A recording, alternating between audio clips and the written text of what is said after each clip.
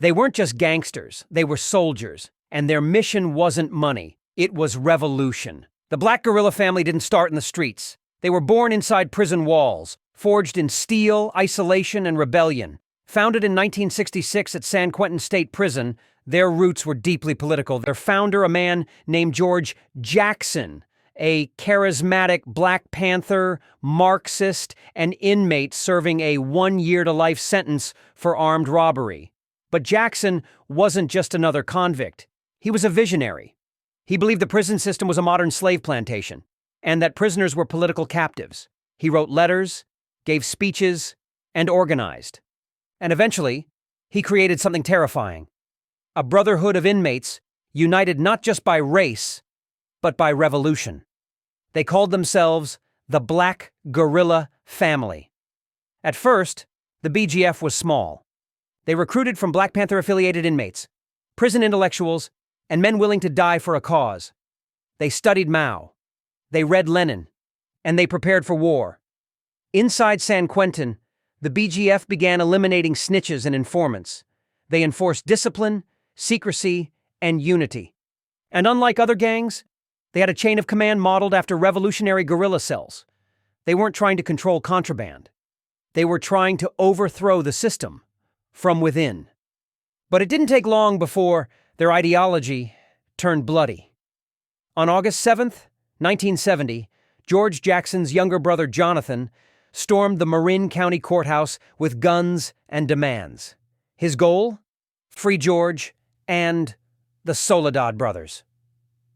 The standoff ended in a shootout. Jonathan was killed.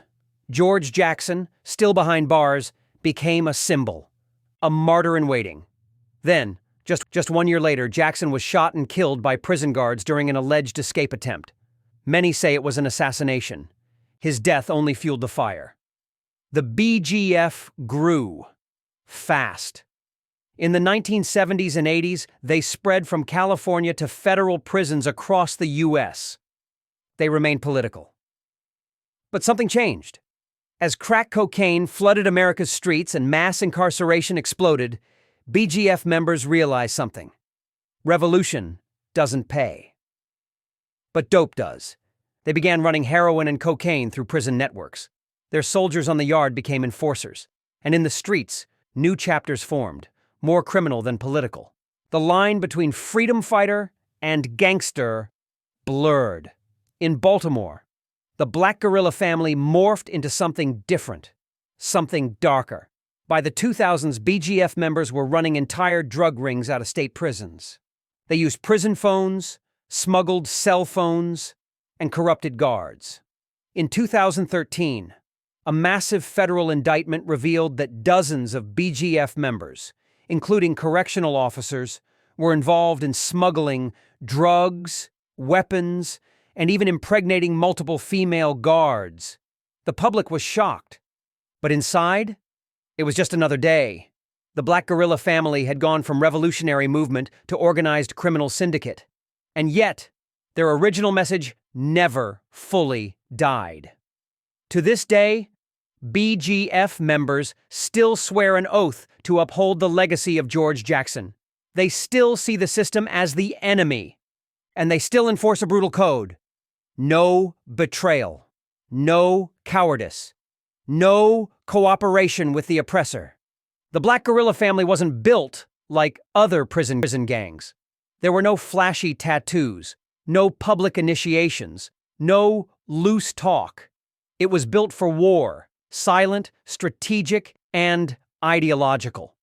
At the top, there's the Central Committee, a council of veteran members who oversee operations. Below them, each prison holds a Minister of Defense, Minister of Information, and lieutenants, just like a guerrilla army. Every member is expected to study revolutionary texts. Every recruit must swear a life oath, not just to the gang, but to the cause. But over time, ideology got complicated.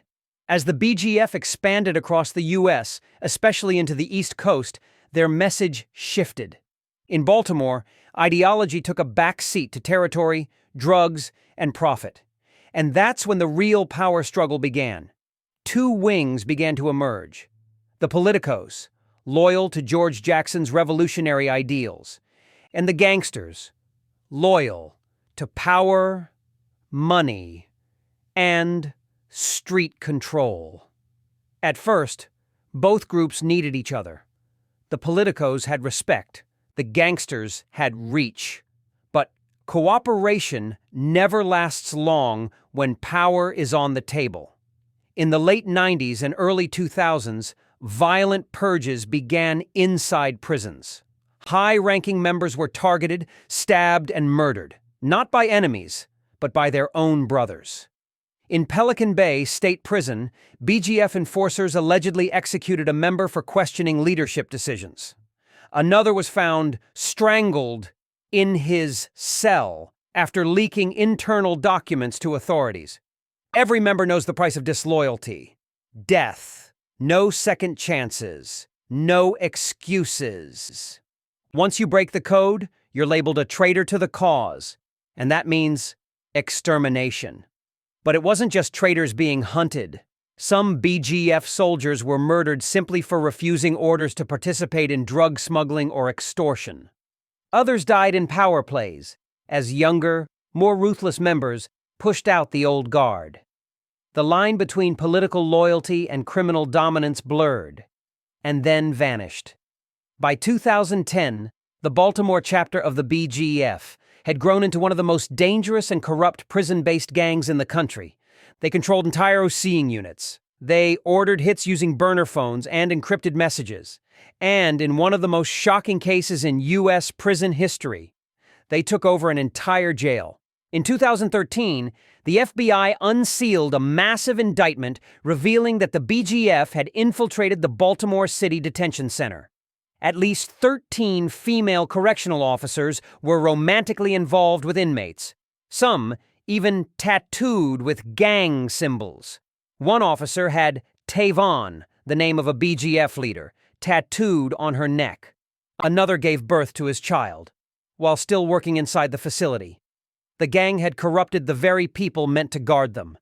They used the guards to smuggle in phones, drugs, weapons, and cash. Inmates were seen walking around in designer shoes, civilian clothes, and even throwing parties inside their cells. They had flipped the system upside down, but not all BGF members approved. Old school BGF veterans, the ones still loyal to the cause, were disgusted. They saw this new generation as undisciplined, greedy, and reckless. Instead of revolutionaries, they were just hustlers in prison uniforms. That tension boiled over in California, too, where BGF splinter cells began breaking away, refusing to follow the East Coast's criminal model. The Brotherhood was fracturing, and once again, people started dying. In East Victorville, a high-security federal prison in California, a BGF member was brutally stabbed in the yard. His offense? Talking too openly about internal politics. He survived. Barely. Others weren't so lucky.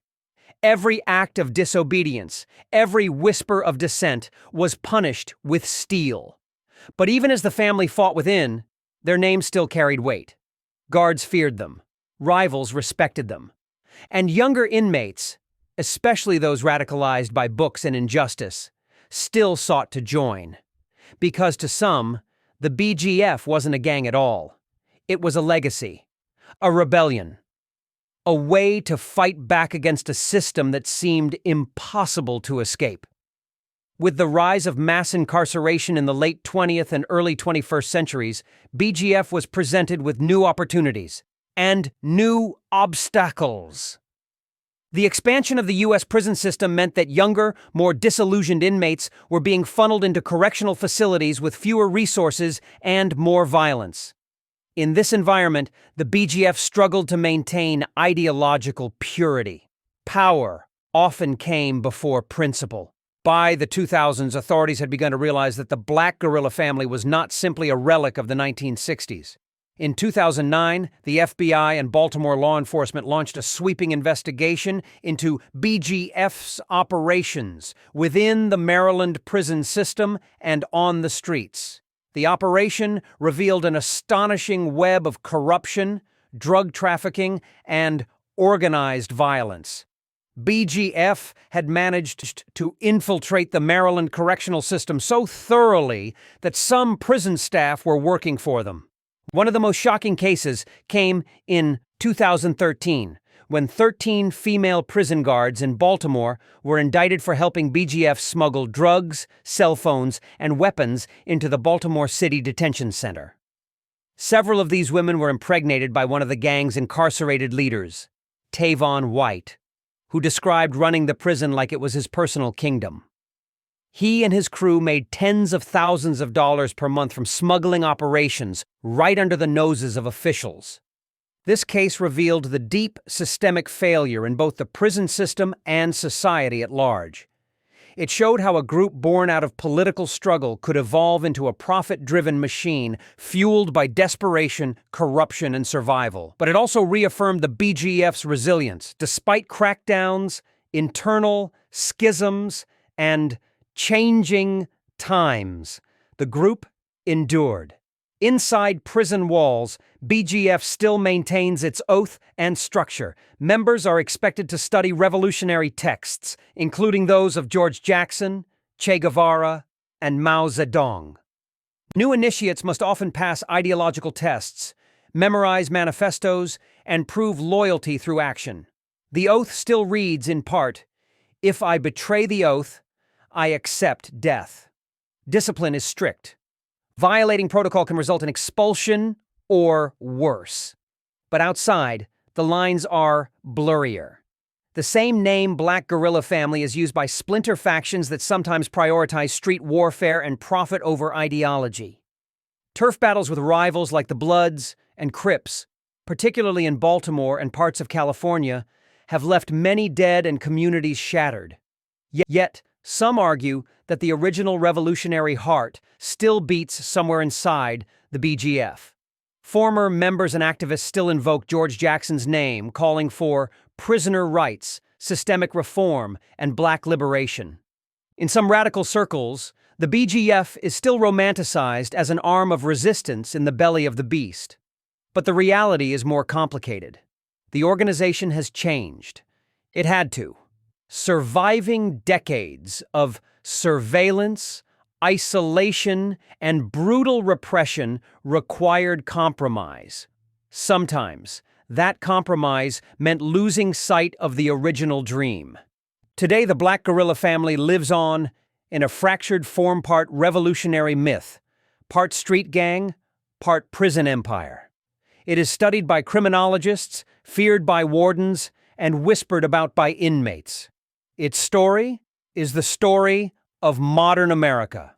Race, power, ideology, violence, and survival colliding behind locked doors and concrete walls. And as long as the prison system continues to grow and the conditions that created the BGF remain, the group's influence, however transformed, will continue to haunt the system that spawned it.